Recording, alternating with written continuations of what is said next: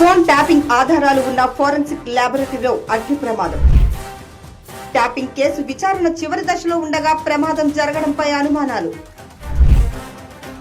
ఇప్పటికే ఈ కేసులో ఆధారాలు దొరకకుండా హార్డ్ డిస్క్లను ధ్వంసం చేసి మూసీలో వేసిన నిందితులు. ఆ డిస్క్లను సేకరించి ఫోరెన్సిక్ ల్యాబొరేటరీలో డీకోడ్ చేసే పనిలో ఉన్న అధికారులు. ఇటీవలే హరీష్ రావు, కేటీఆర్, కేసీఆర్లను విచారించి కీలక విషయాలను రాబట్టిన సిట్. ఫోన్ ట్యాపింగ్ కేసులో త్వరలో ఛార్జ్ షీట్ వేయబోతున్న దశలో ఈ ప్రమాదం.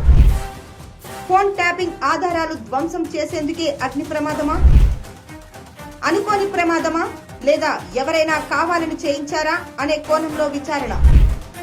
బీఆర్ఎస్ నేతల స్కామ్ ఫైళ్లు ఉన్న ప్రతి చోట జరుగుతున్న అగ్ని ప్రమాదాలు. గతంలో ఎన్నికల ఫలితాలు వచ్చిన రోజే సెక్రటేరియట్ లో అగ్ని ప్రమాదం.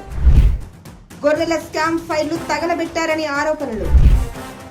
మాజీ మంత్రి నిరంజన్ రెడ్డి భూ అక్రమాలు బయటపడే సమయంలో గతంలో ఎంఆర్ఓ ఆఫీసులో అగ్ని ప్రమాదం.